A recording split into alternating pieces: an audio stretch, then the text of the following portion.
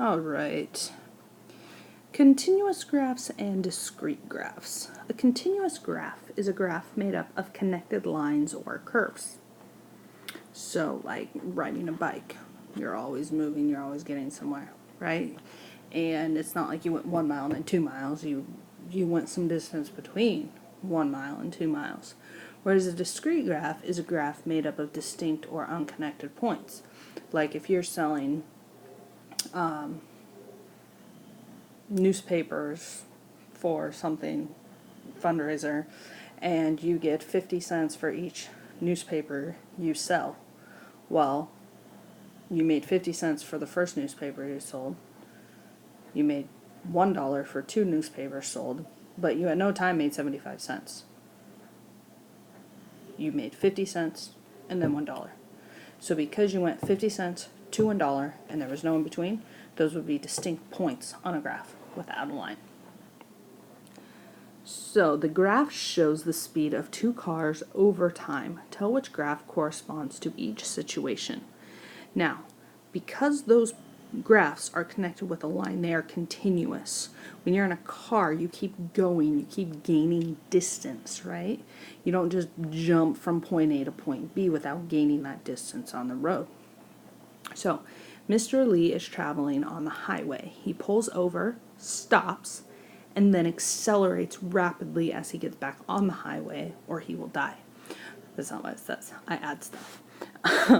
So, anyways, he slows down, so his speed decreases.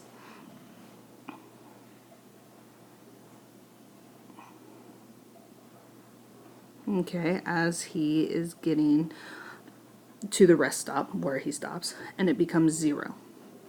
And then once he's done walking around, doing his business, he gets back in his car and his speed increases so he can get back on the road safely and no semis plow him over.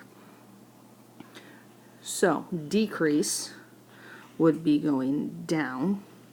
0 would be staying the same, straight across, because of the fact that he's using up time, but he's not getting anywhere. And increasing would be going up. So if you know those 3 things, you would say it's graph 2. Because graph 2 shows Mr. Lee slowing down, stopping, and then speeding up. Which then in turn obviously means that graph B is graph 1, but we're going to talk about it. Miss Montoni slows down as she leaves a main road. She continues to slow down as she turns onto other streets and eventually slows down or stops in front of her house. So this is graph 1. The speed is constant, meaning she didn't fly anywhere to get from point A to point B, and then the speed decreases at various rates until it finally becomes 0. Okay, so she's on a busy highway, maybe. So she's going 1 speed on her busy highway. Then she slows down because she's on a back road, and then she maybe has to slow down even. And then she has to slow way down when she gets home because she's not going to jump out of a moving car to get into her house. Example 2. Create a graph for each situation. Tell whether the graph is continuous or discrete. So for A, we have the table shows the temperature inside a car over time. At 8 o'clock it was 71 degrees, 8:30 it was 71 degrees, 12 o'clock it was 82 degrees, and 12:30 it was 74 degrees. Now, let's think about this. Most of the time, all the time, if you know science, I don't know science, but I know this. You don't just jump from 71 to 82 degrees without first having to travel through all those different temperatures. That's why, if you could, when you're making mac and cheese, you'd turn on the burner and your water would be boiling right away, so you didn't have to wait for the water to boil to make your mac and cheese so you could eat faster. So, every value of time has a corresponding temperature. Would you agree? That every single time you have a temperature. Oops. And because of what I just said, you're going to have to connect the dots because you can't just jump from 71 to 82 degrees without going through every degree first. So it is a continuous graph. Okay, now we have the time down here and the temperature over on the side. Okay, and we have the times of 8, I'm going to put 8, 9, 10, and 11 here. And I'm going to put the temperatures of 0, because all your graphs start at 0, 0 is the origin.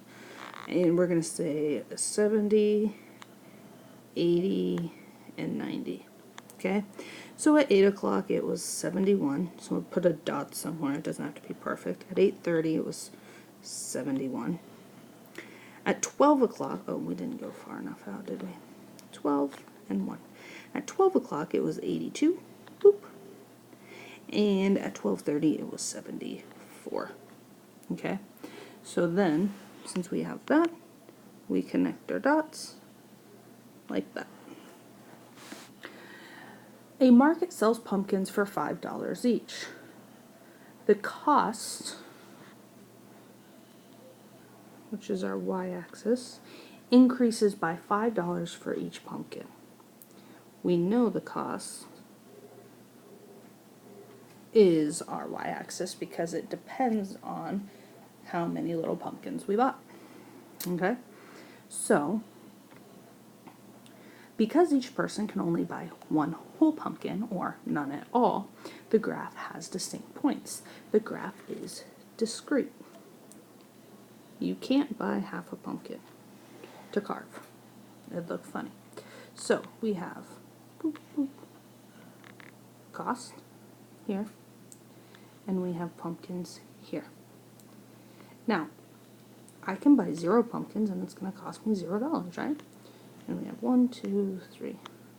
And we have 0. And we have 5, 10, 15. And we're going to pretend we live in a place with no tax. If I buy 1 pumpkin, it's $5. If I buy 2 pumpkins, it's $10. And if I buy 3 pumpkins, it's $15. But I don't connect those dots because at no other time is any other price. Because we don't have tax. Well, we do, but they don't.